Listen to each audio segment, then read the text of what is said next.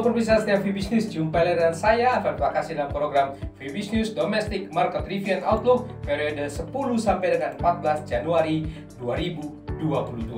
Sentimen positif pemulihan di awal tahun 2022. Ya, pasar investasi dalam negeri pekan lalu diwarnai dengan sejumlah isu, diantaranya pasar keuangan mengawali tahun dengan sentimen positif pemulihan ekonomi Indonesia, walau dibayangi dengan tren pengetatan kebijakan moneter Bank Sentral Global. Sementara itu, dilaporkan BI tingkat inflasi indeks harga konsumen tahun 2021 dilaporkan rendah di level 1,87% year on year-nya. Pasar nampaknya masih belum ramai dan ada capital outflow terutama di pasar SBN yang memberi koreksi di mata uang rupiah. Untuk minggu berikutnya, isu antara perkembangan pandemi virus corona, prospek pemulihan ekonomi dalam dan luar negeri akan kembali warnai pergerakan pasar. Seperti apa dinamika pasar hari-hari ini? Berikut detail dari Vibis News Domestic Market Review and Outlook periode 10 sampai dengan 14 Januari 2022. Kita awali dengan pasar modal Indonesia. IHSG pekan lalu secara mingguannya menguat cukup signifikan 1,82% ke level 6.700,306.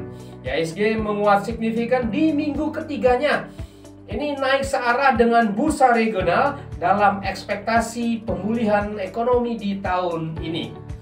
Untuk berikutnya minggu depan, IHSG kemungkinan diintip profit taking lagi untuk awal pekan nanti. Mata uang rupiah pekan lalu ya terkoreksi 0,75% secara mingguannya ke level 14.357 rupiah per US dollar. Ini melemah di minggu keduanya, namun di hari terakhir pasar rebound kuat. Untuk minggu depan kemungkinan rupiah ini akan melanjutkan rebound akhir pekannya itu. Ya, harga obligasi rupiah pemerintah Indonesia jangka panjang 10 tahun terpantau turun secara mingguannya. Terlihat dari pergerakan naik yields obligasi pemerintah dan berakhir ke level 6,423% pada akhir pekan. Ini terjadi juga di tengah berlanjutnya aksi jual investor asing di pasar SBN. Sementara yield US Treasury terpantau melejit di minggu ketiganya ini. Ya, pemirsa setia Vibis News, posisi cadangan devisa Indonesia pada akhir Desember 2021 dilaporkan Bank Indonesia tetap tinggi sebesar 144,9 miliar dolar AS meskipun menurun dibandingkan posisi akhir November lalu. Penurunan posisi cadangan devisa Desember tersebut dipengaruhi kebutuhan pembayaran utang luar negeri pemerintah.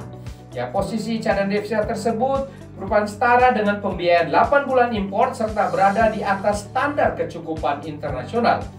Bank Indonesia menilai cadangan devisa tersebut mampu mendukung ketahanan sektor eksternal serta menjaga stabilitas makroekonomi dan sistem keuangan.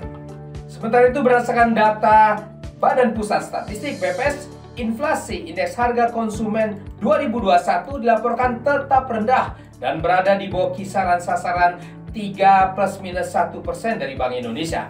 Inflasi indeks harga konsumen 2021 tercatat sebesar 1,87% year on year, meningkat sedikit dibandingkan yang tahun 2020.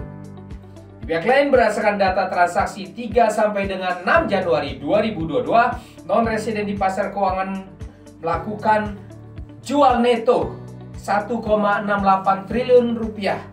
Terdiri dari jual neto di pasar SBN 2,93 triliun rupiah dan beli neto di pasar saham sebesar 1,25 triliun rupiah. Ya, demikianlah pemirsa setia Vibis News, kita sudah membahas bersama Vibis News Domestic Market Review and Outlook periode 10 sampai dengan 14 Januari 2022. Saya Alfred Pakasi di sini mohon diri sejenak. Baiklah, untuk semuanya, stay safe, stay healthy. Salam Vibis.